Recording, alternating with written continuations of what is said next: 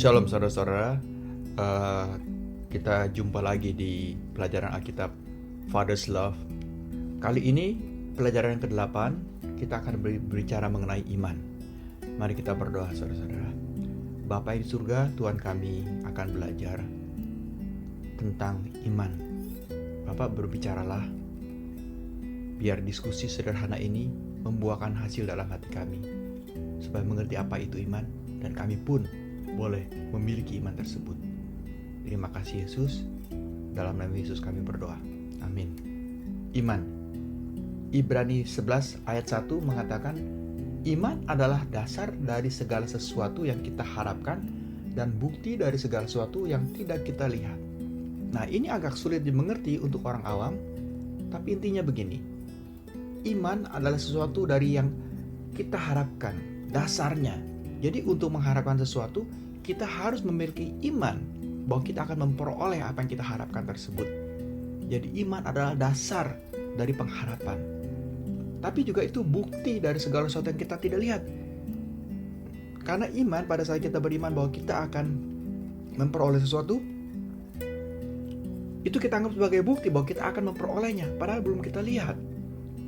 Nah, ada dua contoh di sini. Iman yang sungguh adalah iman yang aktif. Yang bagian A. Yang pertama adalah iman penderita kusta. Seorang penderita kusta dalam Matius 8 ayat 1-4, dia datang kepada Yesus. Yesus katakan, "Apa yang kamu hendak aku lakukan untukmu?" Dan orang ini berkata, "Kalau engkau mau, maka aku akan sembuh." Jadi dia melihat kalau Yesus mau, dia akan sembuh. Dia sudah melihat dari bukti imannya tersebut. Dan dia berpengharapan bahwa Yesus akan bersedia. Kalau Yesus bersedia saja menyembuhkan, dia pasti sembuh. Inilah iman yang aktif. Dan iman memang harus aktif ya. Nah, lalu yang kedua, iman seorang perwira dalam Matius 8 ayat 5-13. Di mana perwira itu berkata dengan rendah hati, "Katakan saja sepatah kata, maka hambaku itu akan sembuh," katanya. Keyakinannya akan sesuatu yang belum dia lihat, namun dia tahu bahwa Yesus tidak akan mengecewakannya.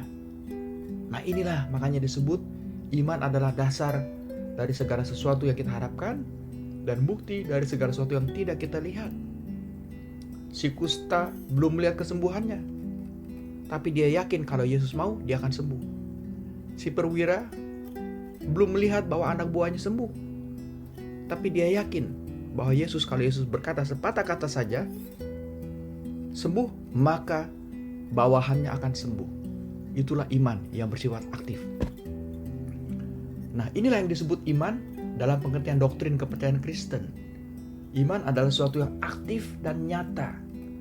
Iman berbeda dengan percaya, karena percaya bersifat pasif. Alkitab mengatakan bahwa tidak mungkin menyenangkan hati Allah tanpa iman. Kita bisa hidup dengan bersih, tidak minum alkohol, tidak berjudi, tidak bergaul dengan orang-orang yang melakukannya. Namun ini semua tidak berarti kita menyenangkan hati Tuhan. Ada seorang yang datang kepada saya beberapa tahun lalu.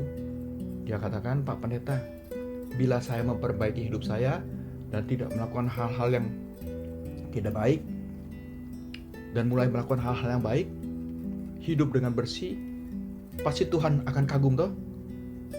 Saya menjawab, tidak. Tuhan tidak kagum. Banyak orang yang tidak percaya Tuhan, namun hidupnya jauh lebih bersih daripada orang-orang Kristen yang percaya Tuhan, yang aktif di gereja. Mereka hidupnya bersih, punya integritas yang tinggi, dan hidup yang penuh dengan keseimbangan, ketimbang dengan kita pada umat Kristen yang aktif di gereja. Namun perbuatan baik mereka tidak membawa mereka ke surga. Belas kasihan mereka kepada kaum miskin, kepada janda-janda yang susah hidup, juga tidak menyelamatkan mereka. Karena keselamatan itu diberikan dengan cuma-cuma pada saat kita beriman kepada Yesus. Yang kedua, kita bicara tentang percaya. Tadi kita bicarakan tentang iman, sekarang tentang kata percaya. Percaya bersifat pasif. Saya berikan dua contoh di sini. Yang pertama, dari Lukas 8 ayat 26. Setan percaya pada Tuhan Setan percaya bahwa Tuhan Yesus adalah anak Allah.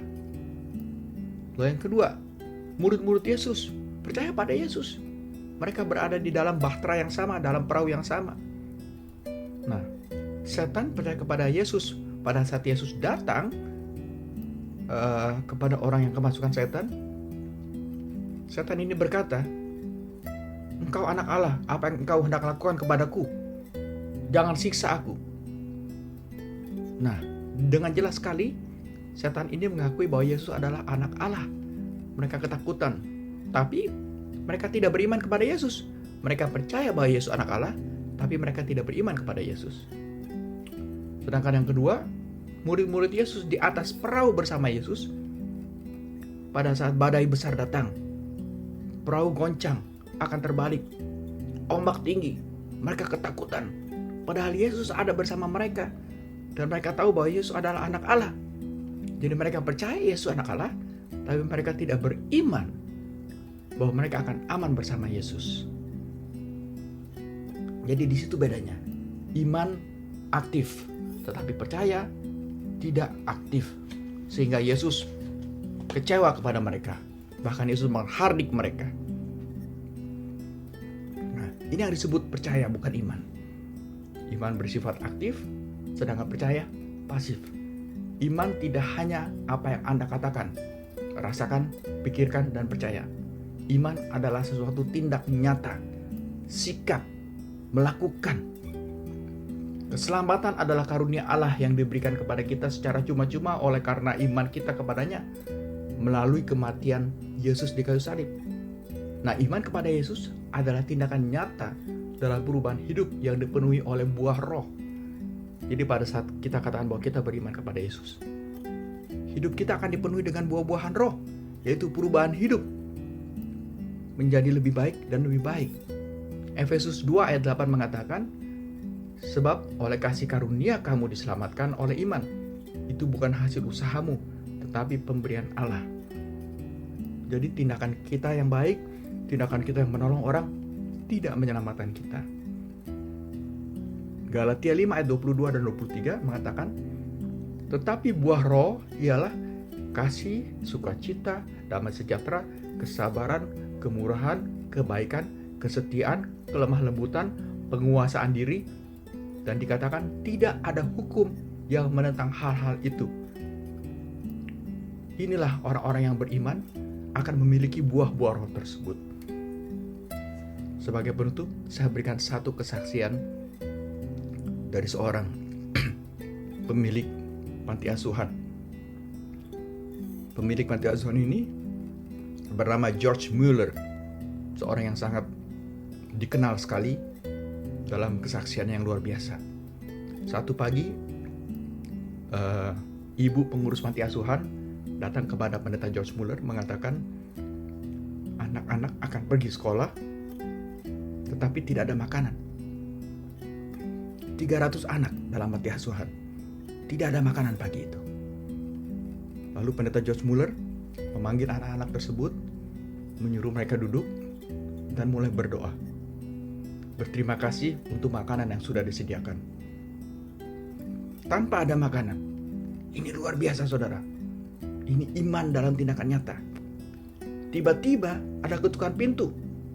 Ada seorang pemilik toko roti berkata, "Pak Pendeta Mueller, kemarin malam saya tidak bisa tidur.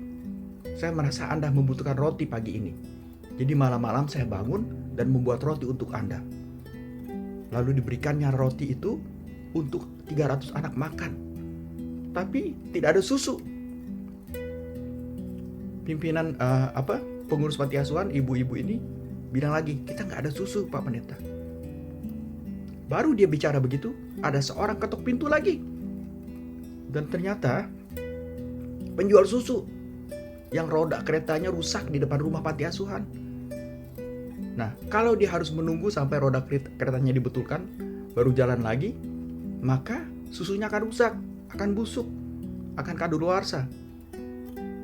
Jadi berliter-liter susu diberikan kepada panti asuhan tersebut yang cukup untuk 300 anak itu minum susu.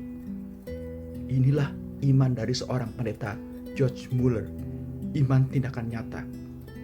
Luar biasa, satu iman yang aktif. Puji Tuhan untuk kesaksian ini. Bapa di surga, terima kasih Tuhan, kami sudah belajar tentang iman. Terima kasih untuk kesaksian Pendeta George Muller. Tuhan, bantu kami, bimbing kami, supaya iman kami semakin tebal dan semakin melekat kepadamu. Terima kasih Yesus. Amin.